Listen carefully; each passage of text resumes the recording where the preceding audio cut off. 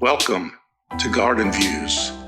Interesting conversations with interesting people who have done and/or are doing interesting things. So sit back and enjoy.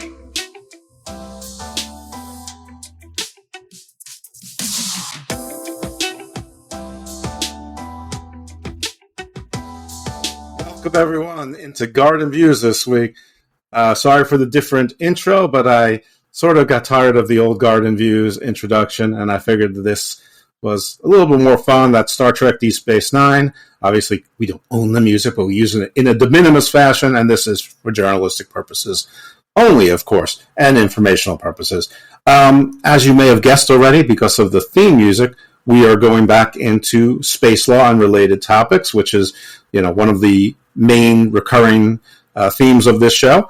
And we're very pleased, I'm very pleased to have with me Pankaj Mehta. He is a young lawyer from India. Now, their system is a little bit different than the United States, where you go to university or college and then law school. You like most of the world, you study law in university and you get a law degree, but he's also going for his LLM. And the way I know him is through the Space Court Foundation. But I'm going to let him introduce himself and tell you a little bit about himself, and then we'll talk about what the show's about. So thank you so much for joining us, and please elaborate on your biography and do better justice about you than I did. Thank you so much, Jeff, for having me over. So I am Pankaj Mehta. I am from India, and currently I'm a final year law student, and I'm completing my undergrad degree. I have been working with the Space Court Foundation for over a year now, and I'm serving as the rapporteur at the editorial board of the Space Court Foundation. And in the near future, I would say I would be going for an LLM in air and space law, because I have decided that this is the field which interests me the most when it comes to law, and I would like to pursue my career in space law and policy. So that's great. It's wonderful, and you're 23, so that's amazing. You're young enough to already know what you want to focus in, and it's something that's emerging.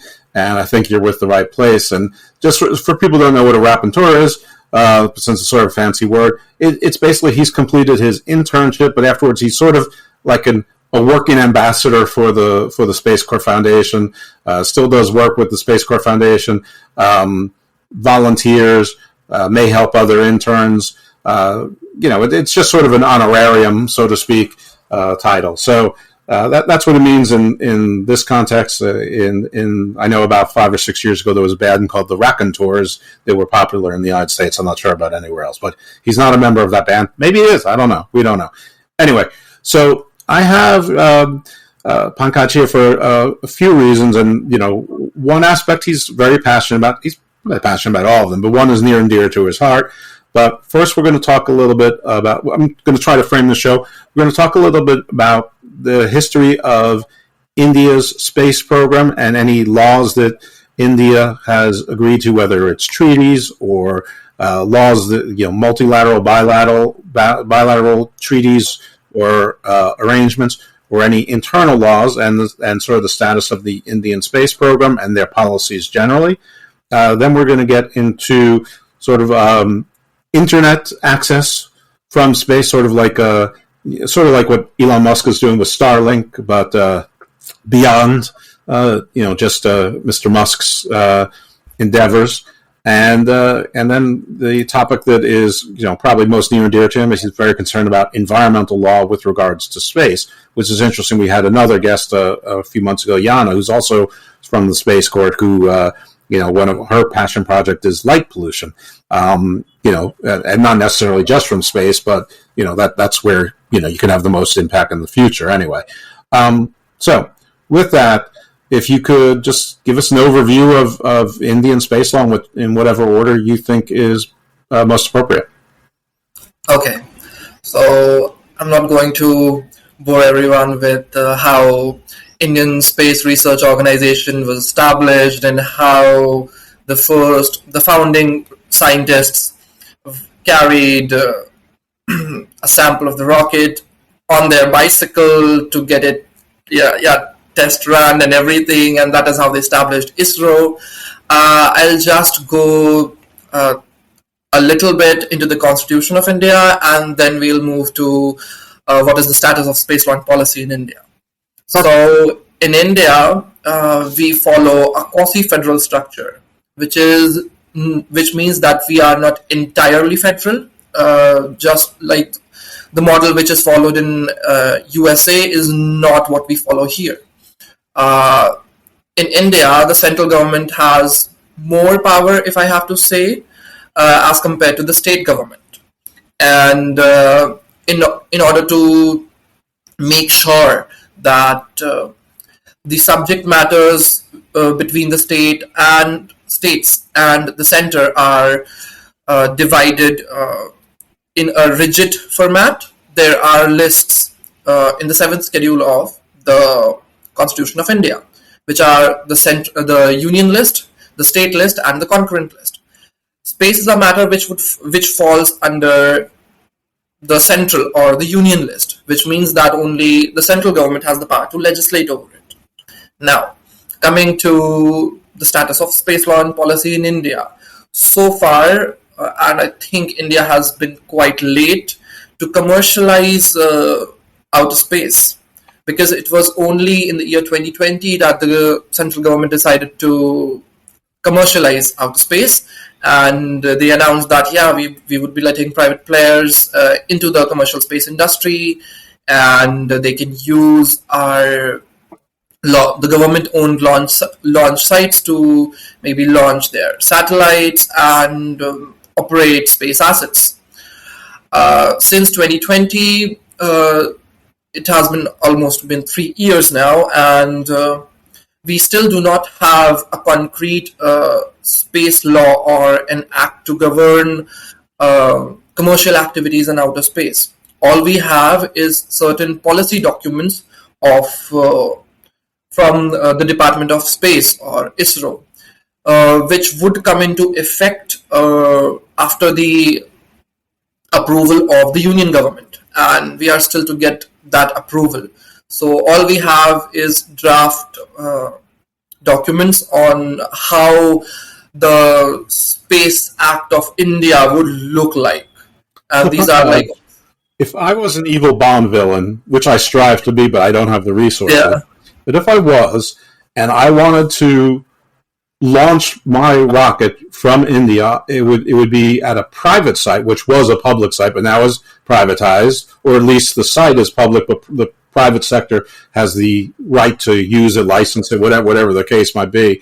And I put on 3 platoons of Space Marines, or former Air Force Special, whatever, it doesn't matter. And I launched them onto, I don't know, let's just say Mars for the sake of argument, and with, heaters and generators, or I had that pre-sent down there. I had, food and water and other necessities for, 2 years stowed away down there somewhere.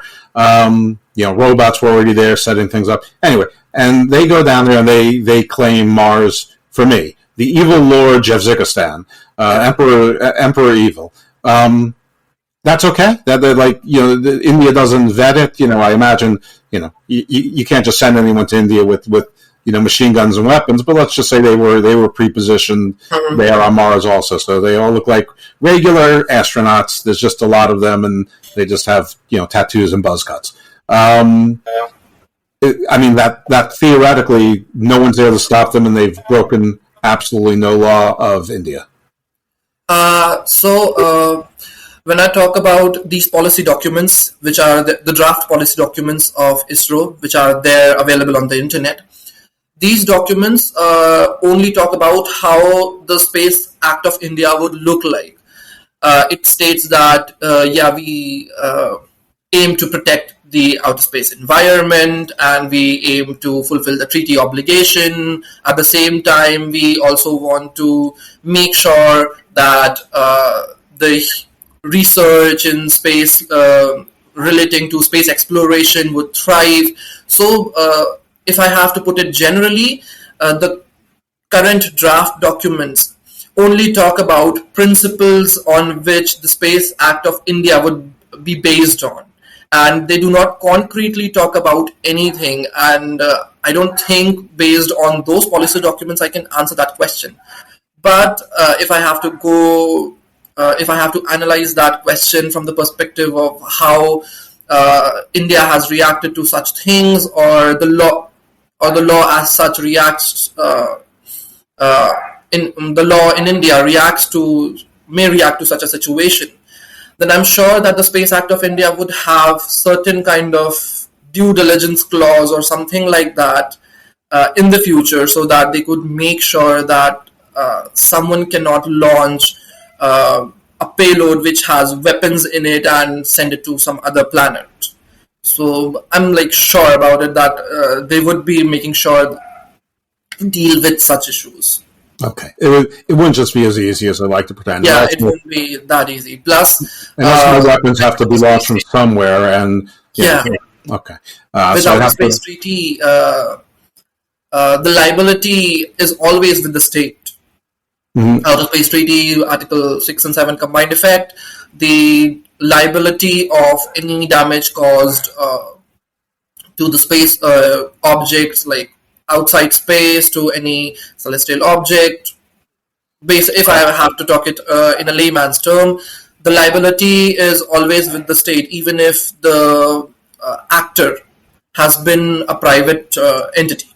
Oh, just so for the record, I want to make it clear that hypothetically and allegedly, what I would do, it would be peaceful because I'm claiming the planet, and I will, as a tyrant, there will be absolute peace in my police state, and we're going to be very green. We're going to use as much solar energy as possible and renewable fuels. We're going to recycle. We're going to do, we're going to be green AF. It's just that I'm going to claim the planet for the empire of Jeffzikistan, which will then my island nation will fold because everybody's going to move to Mars, which will now become Planet Jeff. So I just want to make it clear that it would be free. But what you're saying is that they have to do the due diligence. Maybe I could get the astronauts up there, but and with food and whatever, but probably not.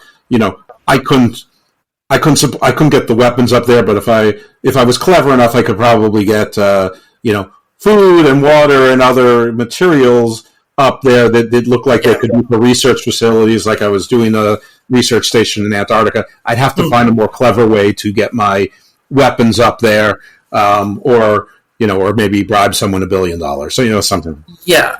If I have I might agree on that you will have to be more clever. I don't think the future Indian space law is going to leave any loopholes, because on paper I'm actually specializing in business law, corporate law.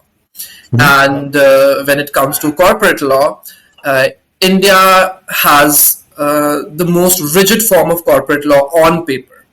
Like if you read the Companies Act or the Securities Contracts Act or any other corporate law legislation in India, on paper you would feel like it is impossible to get through or do something or maybe find a loophole. But the reality is that the implementation of these laws is not as good as they appear on paper. So yeah, on paper I'm very sure that the Space Act of India would appear to be a very concrete law, but you don't know how they might go about the implementation of such law. So yeah. Wow. I will contact my Viceroy General. We'll see about, it sounds like a subcontinent worth of a loophole for all of the non-threatening equipment. I just have to figure out another way to get the threatening equipment up there. Again, hypothetically and allegedly, not really planned. Okay, so we'll move off Jeffzikistan and Bond villain. What was that movie? The one that was like this like Thunderball in space. I can't remember the name of it. It's going to kill. Anyway, for those of you who are young enough, it was a James Bond movie, probably in the early 80s. I can't remember the name of it anyway. But it was basically the remake of Thunderball, but this time in space. Anyway, I think I just said that. All right, so let's talk about any real world. Is India the part of any? Is it like on the international treaty on debris? Is it part of the Moon Treaty? Is it is it part of the UN International Treaty on the Peaceful Use of Space? Where does India stand on those things formally? Yeah. Okay. So formally, India is actually a part of all the major treaties. They have ratified and signed the Outer Space Treaty. They have even signed the Rescue Agreement, the Liability Convention. I'm not a little sure about. Yeah, I don't think they have. Yeah, they have not. They have signed the Moon Agreement, but have not ratified it. And the Rescue Agreement. Yeah, it is. If I have to sum it up, they are very much part of the major 5 outer space treaties. If we come to the current times, India is where the Artemis Accord of the USA is like very famous at this point. India is not a part of Artemis Accord as of now. And if I have to talk about any other agreement with specific countries, specific states, so there are agreements. I won't count them as bilateral treaties. For example, recently, these are just, I think, memorandum of understandings and cooperation and everything, because recently India and US agreed on cooperation when it comes to space launches and exploration activities, and it is, I think, another set of cooperation. I could not find any document on it so that I could read, but it was just in the news. Yeah, India is a part of all the major 5 treaties.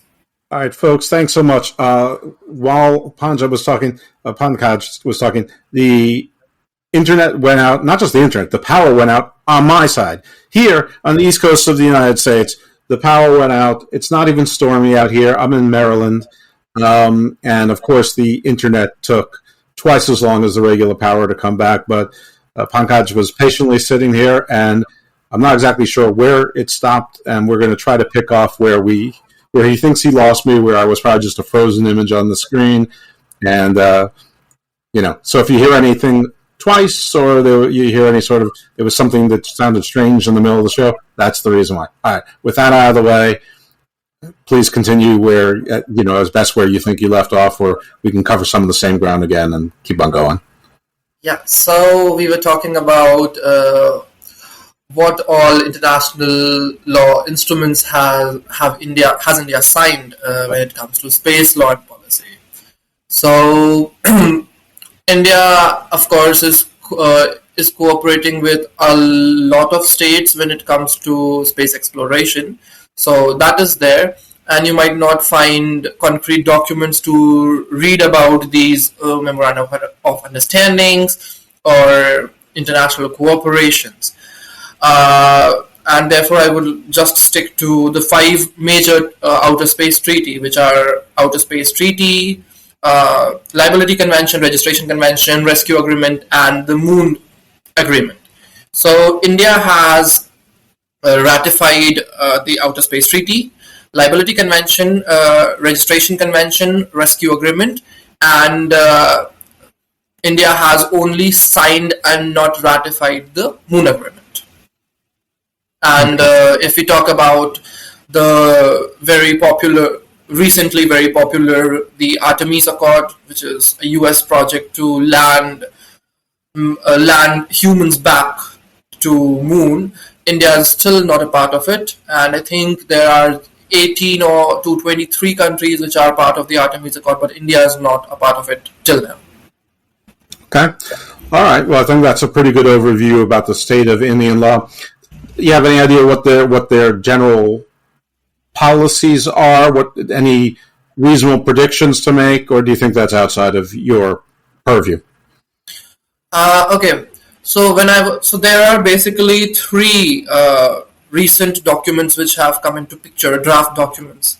One is the Space Transportation Policy, draft Space Transportation Policy.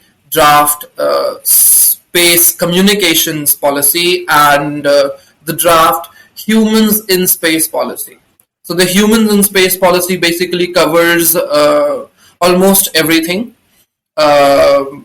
pertaining to the 5 treaties, that we want to send humans back in space, and we want to commercialize space, and private entities should be participating, and now we have realized the importance of private participation in the commercial space industry and everything.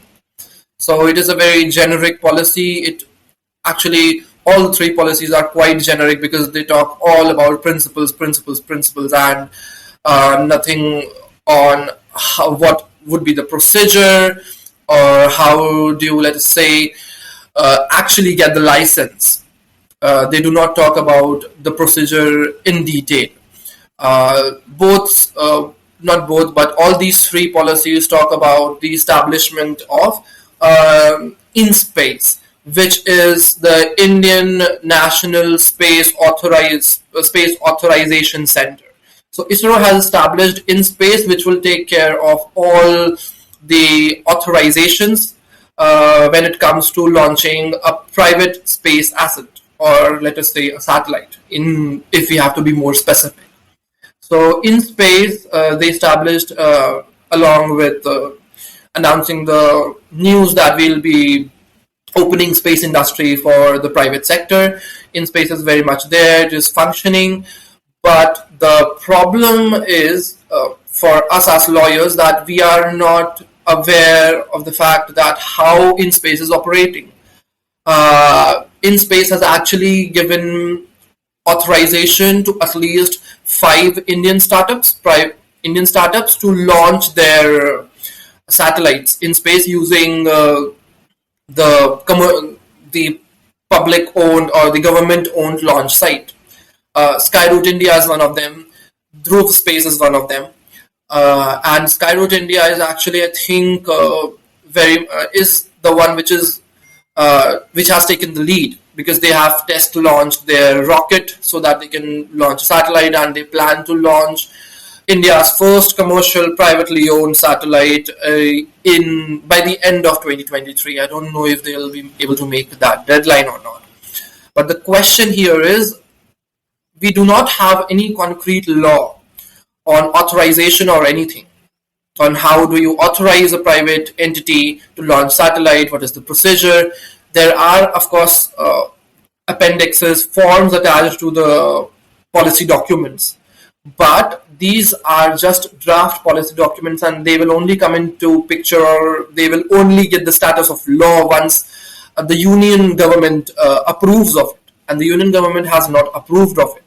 And here we have IN-SPACE, the authorization wing of ISRO, which has already authorized few private entities to launch satellites. And the question is, how did they do it? Even at the Spaceport Foundation, the Indian team of Big Book of Space Law is now trying to get information on this front. That how did they authorize it? What is the procedure they are following? Or have they just given authorization to the companies who have approached them so far, or who have the capabilities to launch the satellites? Or has it been easy this time, and if the law comes into picture, the Space Act of India or the space policies of India, would it be difficult to get the authorization? So, yeah. That's an interesting predicament where you've been given the green light, but the government hasn't yet said yes, but I guess they haven't said no. And, exactly. And if someone just goes ahead and does it, I mean, there's plenty of time for intervention. It's not like you can just get a rocket onto a launch pad and a satellite and up there and, in 6 hours. Even then, you'd have time for local police or whatever to get involved. But it is an interesting academic. I mean, it sounds like it should be an issue of a stare decisis. Exactly. And I'm sure, I'm sure you must be aware of UNIDROIT's Cape Town Convention and its associated space protocol and aircraft protocol. Well, let's just pretend I'm not. Okay, so I worked at UNIDROIT for like 3 months. I was an intern there, and my subject matter of research was space protocol. Basically, so UNIDROIT has a lot of instruments, and they also have an aircraft protocol, which has been a great success, a huge success. And basically, Cape Town Convention aims to provide a method through which we can find finances when it comes to aircraft industry or the space industry.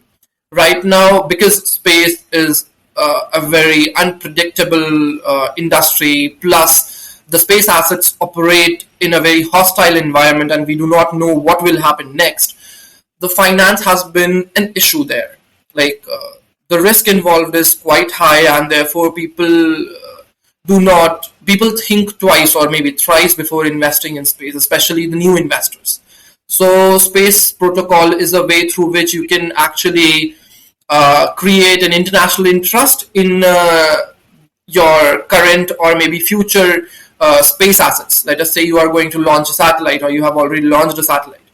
You create international interest in that space asset, and based on that international interest, you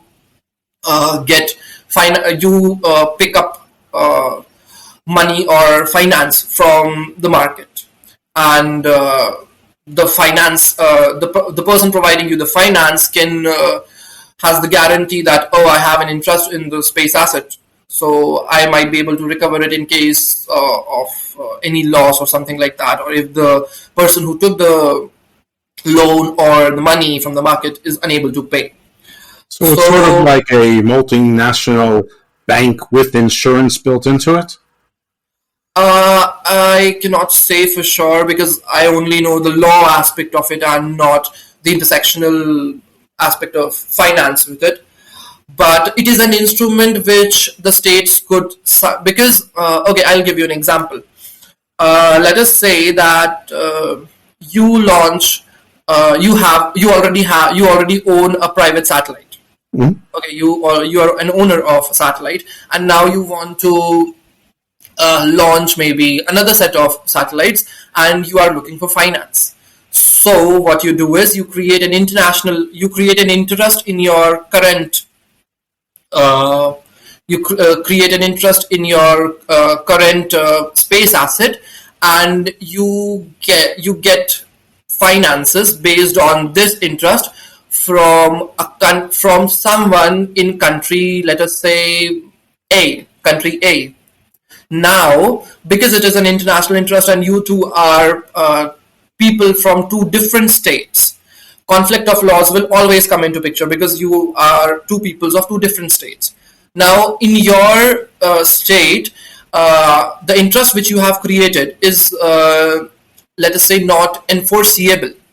And in the other party's state A, the interest you have created is enforceable. In case you are unable to pay back your debt or the finances or the money you took, how will a person ensure that they are able to enforce the interest you have created in the space asset? That is how Cape Town Convention and its associated protocols come into picture.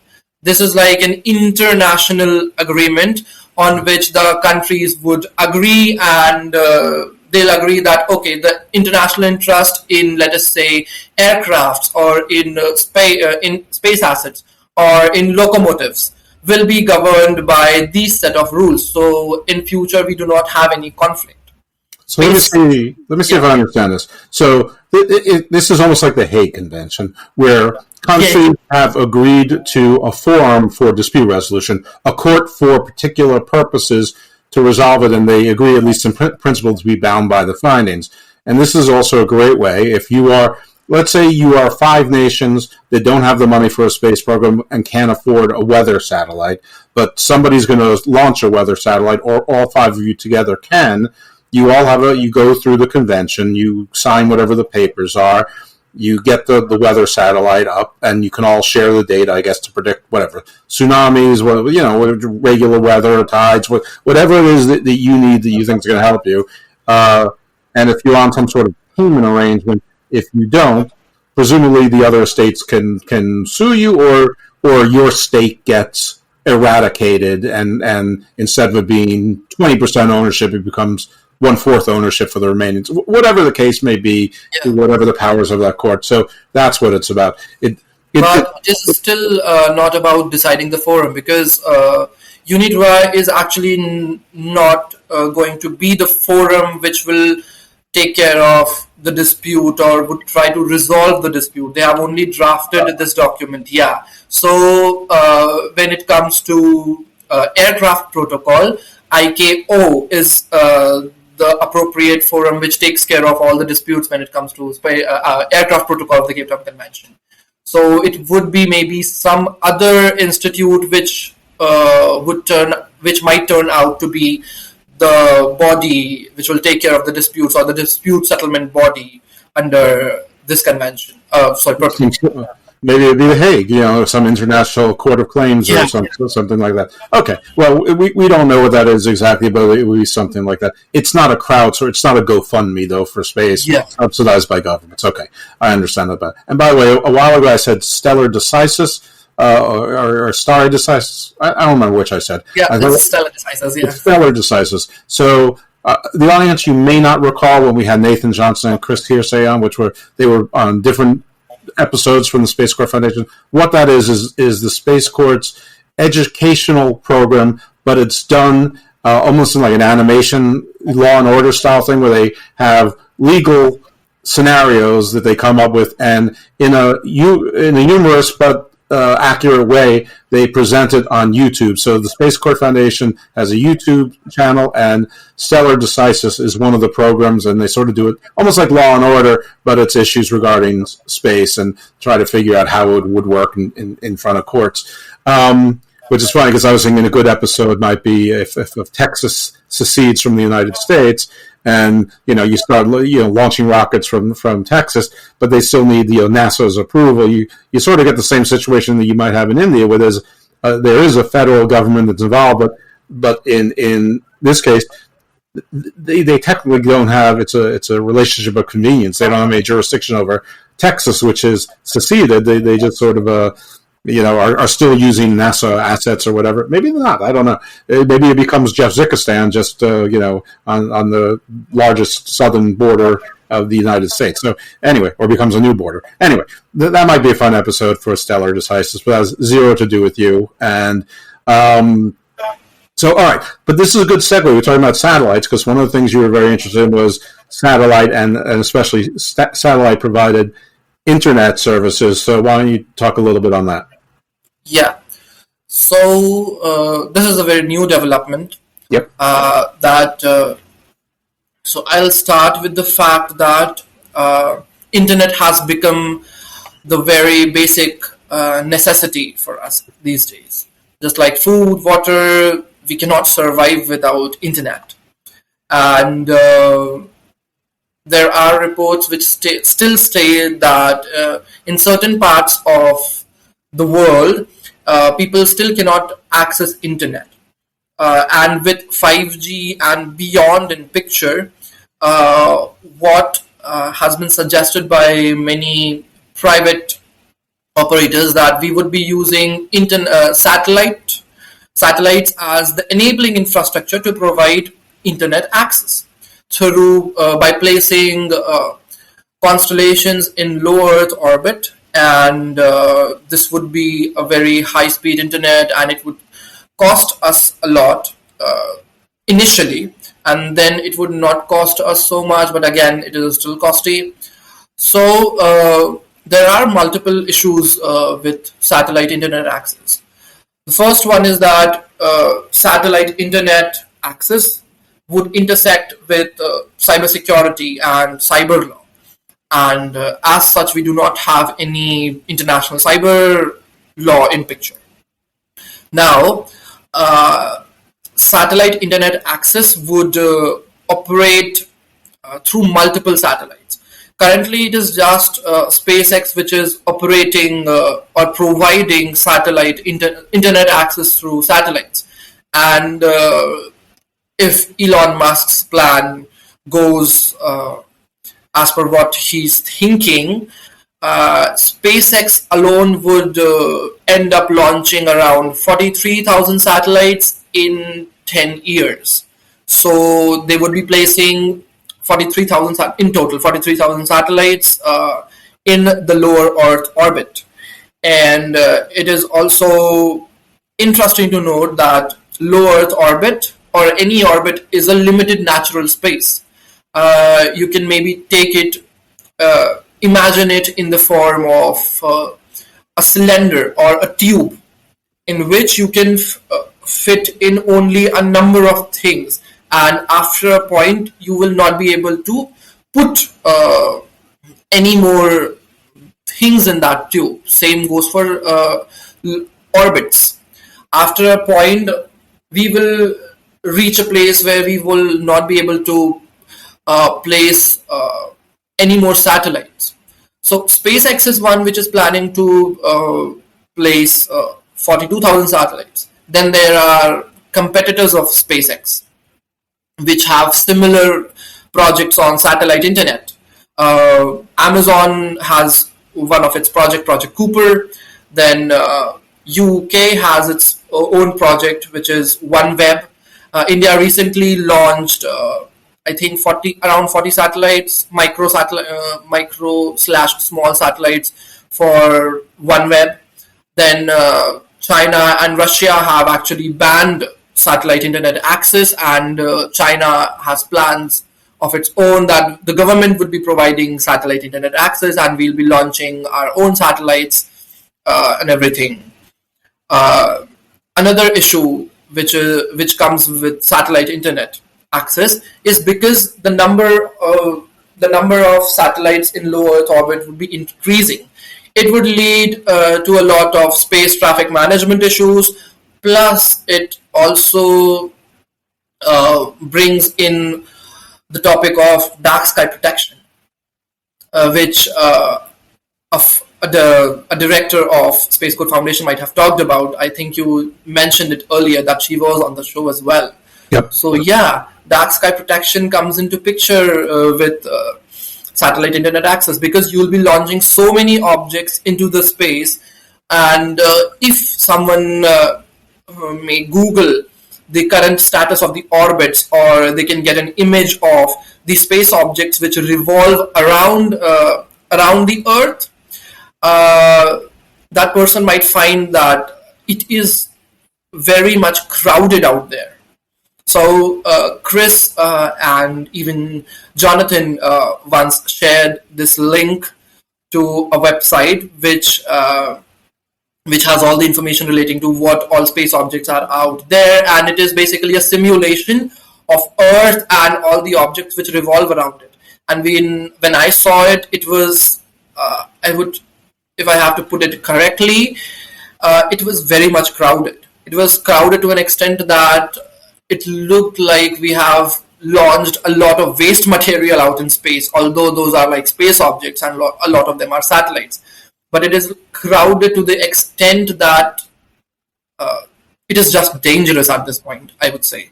And if we keep launching more and more objects, dark sky protection, of course, we won't be able to see the night sky. I think it would be all satellites and satellites and satellites. So and a lot of them die. They don't live forever, satellites. Yeah, and that is the problem. Satellites, once you launch a satellite in space, it is going to occupy a space or a portion of space in space for a very, very long time. I was reading a paper by someone I don't remember. I cannot recall the name of the author, but in this paper, this author actually argued on national appropriation of space. So, Outer Space Treaty says that you cannot claim outer space, right? You cannot appropriate space. But when you launch a satellite, that satellite is going to stay or occupy a portion of orbit for a very, very long time. And it is impossible to give that slot, the slot which, let us say, satellite A occupies, to some other satellite, because that satellite is going to occupy that space for a very long time, and it is going to stay there almost like forever. So does this not amount to appropriation in a way? Because although you are saying, yeah, we are not claiming outer space, we are just using a part of that orbit, but at the same time you are occupying that or that portion of the orbit for such a long time that it may amount to appropriation because no one else is able to use that portion of the orbit. Right, and it's all the satellites, or I think all the satellites, are all around 22,000 miles above sea level Earth. So it's not like they're spread out over different heights. I'll use height because we're in 3 dimensions. I'm not sure what the right word is, but I think they're basically on the same orbital ellipse as well. Because of the way the Earth's gravity works, and the Moon and the Sun. So they're all basically more or less in a line. And also, I think that the International Space Station is in the same, is also in lower Earth orbit as well at the 20, or is that maybe 24,000 miles? I am not sure about it. I'm not sure about it. I know that when there's space junk, when there's been some experiments with blowing up satellites, and by the way, the United States has done that. Russia's done it most recently. China's experimented. I mean, we've all said we're not going to do it again, but there's space junk up there, and even like debris the size of a penny or a small pebble can cause catastrophic damage. And the ironic thing is that the Russians did it most recently, and the ISS is, well, it's mostly cosmonauts. And it's under Russian control, for a while. So, I mean, we're endangering their own. And of course, when you blow something up, it may not stay in that 22,000 mile orbit. It's going to go somewhere else. And it can also damage other satellites too, which brings us back to a question we were talking about earlier about what state is liable. There's a treaty that says the launching state is liable, but, and I've talked about it on other episodes. So we're not going to talk about it here with Pankaj. Well, you can listen to the other space law episodes of Garden Views and hear that discussion. For those who've listened to all shows, I don't want to bore you with that. But that is a big problem. And I mean, internet access is important. What Elon Musk is or was doing with Starlink was important. Of course, he's recently politicized it by not letting the Ukrainians use it, but letting everyone else use it or wherever he gets them to. So, I mean, when you depend on the largesse of others, they can, as we say in wrestling, a face can turn heel. In other words, the white hat can become a black hat, the good guy can become a bad guy, or at least with certain issues. And Musk, like everyone else, is a mixed person. I mean, we're all complex. Anyway, I don't want to get into him and that. I think we covered the satellite thing, but I know that near and dear to you, and this is related, obviously, because of the light and the space junk, but you're very concerned about environmental policy when it comes to the new environment, which is space, or not the new environment, but the new one that we're going to be going into.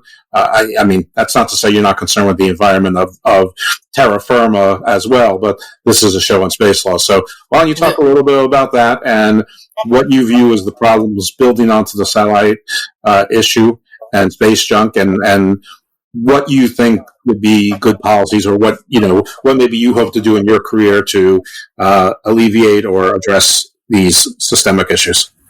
Yeah. So, of course, it is when we talk about outer space environment protection.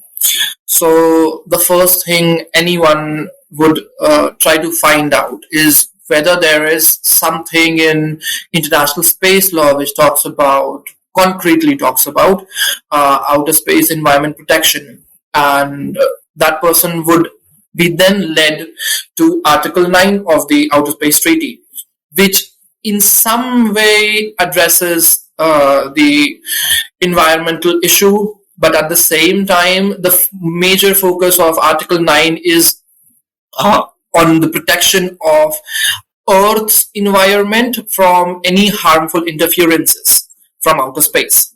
And therefore, it is, in my opinion, that Outer Space Treaty does not concretely addresses the issue of protection of outer space environment. Then, if you go and analyze numerous national space legislations. Let us say the 2018 legislation which UK passed on space launches, or maybe the Australia's Space Launches Act, or maybe the numerous uh, legislations which there are there in place when it comes to USA or maybe Russia or China.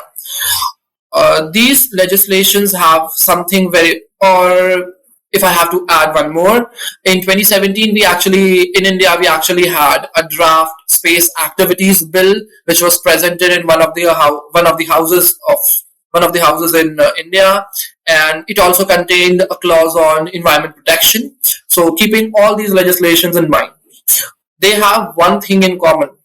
They only talk about environment protection in the sense that they want to protect the environment of the earth from any harmful interferences or from any let us say any act which might harm the environment of the earth in pursuant to the space exploration. Let us say, for example, they want to protect the earth's environment from the ill effects of launching a satellite, because it would consume a lot of fuel, and you know how launching a satellite works and everything. So they want to make sure that they are not polluting the environment through launching a satellite. What all these legislations do not address is protection of the outer space environment. What happens to the outer space environment when you launch a satellite? What about the debris? Of course, when it comes to space debris, there are certain guidelines. IIDC has its guidelines, and there are people who talk about space debris, and there are other set of people who are talking about, we are working on a technology to actively remove space debris and everything.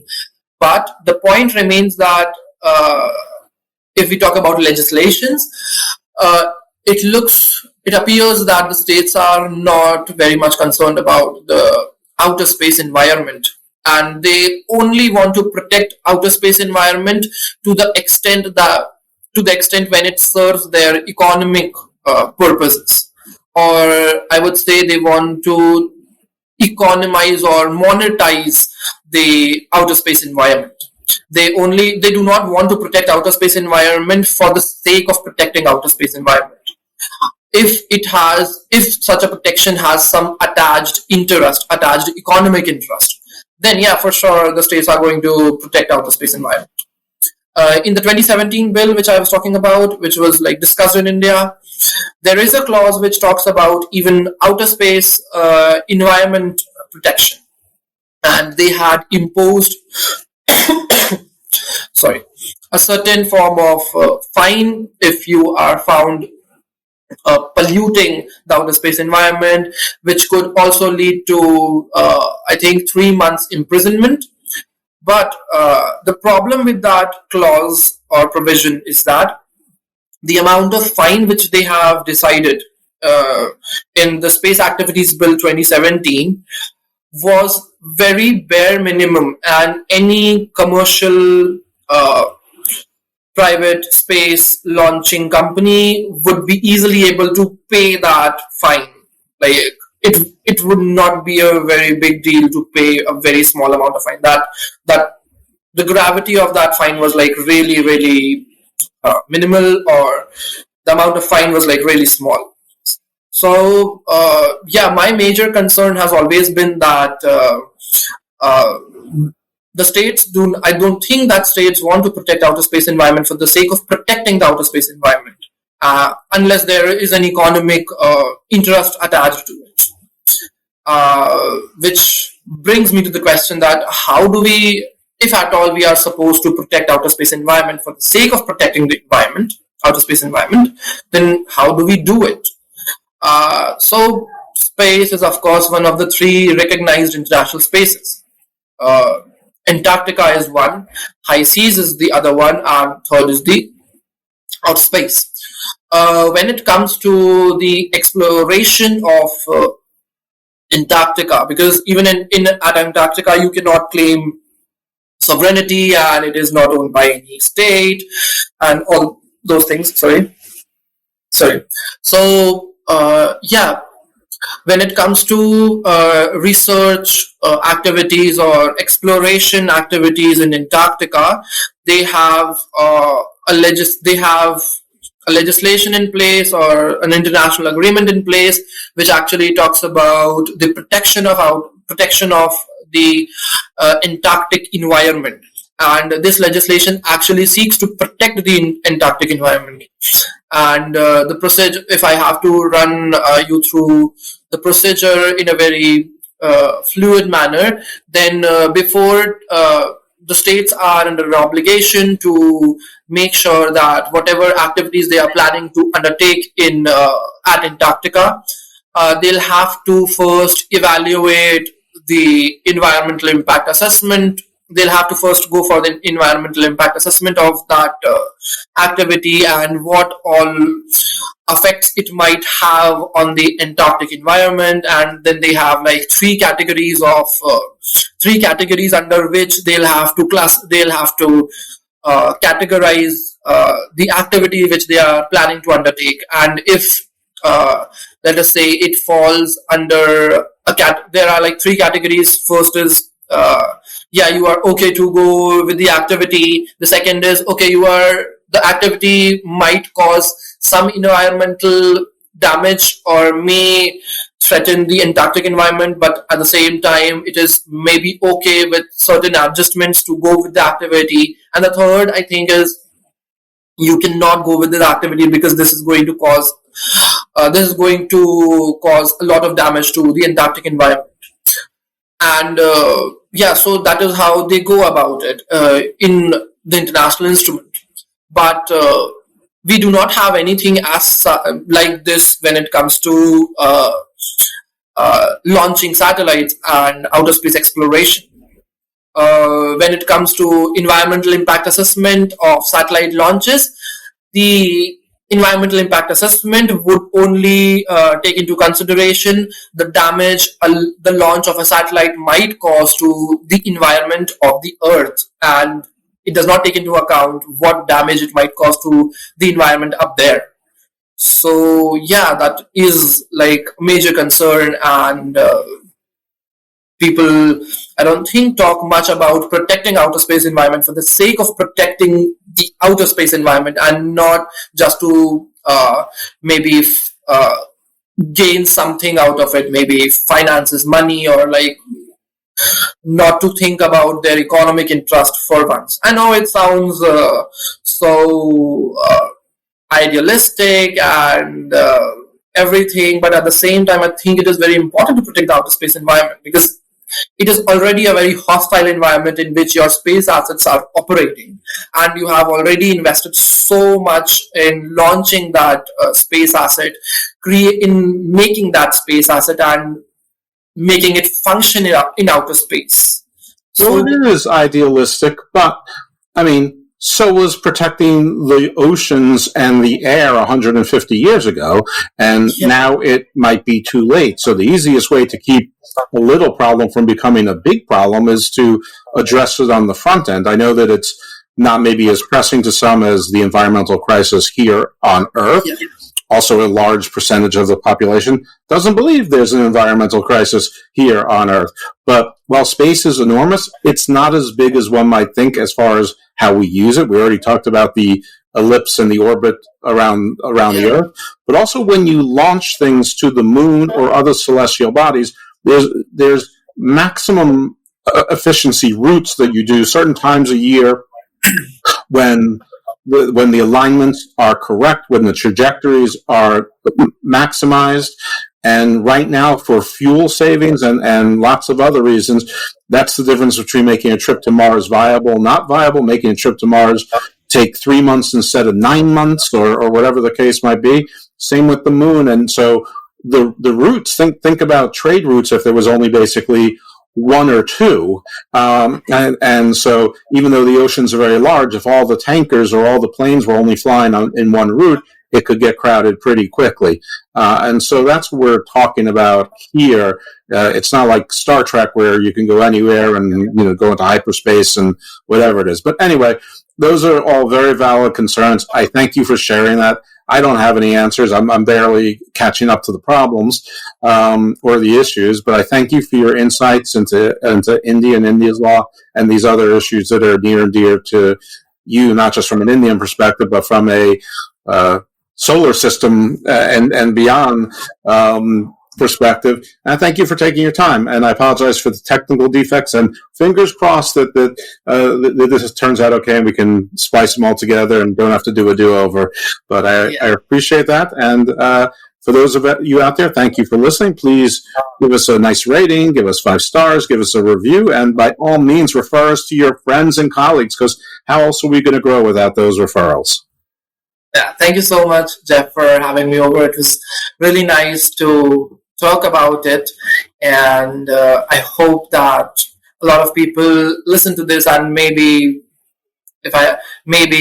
of course, I'm very much more concerned about the environment. Maybe this reaches somewhere and like people start thinking about it. So yeah. Sure, absolutely. Hey, if people want to follow you, if you want to be followed, do you have any social media, or do you have anything to promote? This is a free promotion zone if you're interested. I am really bad at promotions, but yeah, I am of course available on LinkedIn by the name Pankaj Mehta, and I would keep it that way. Okay. I'm really bad at promotions, so that's fine. And it's Pankaj. Mehta is Mehta, and yes. Enjoy a short amount of Deep Space Nine as the outro, but not long enough to violate any copyright. Yeah. Where's my Deep Space Nine?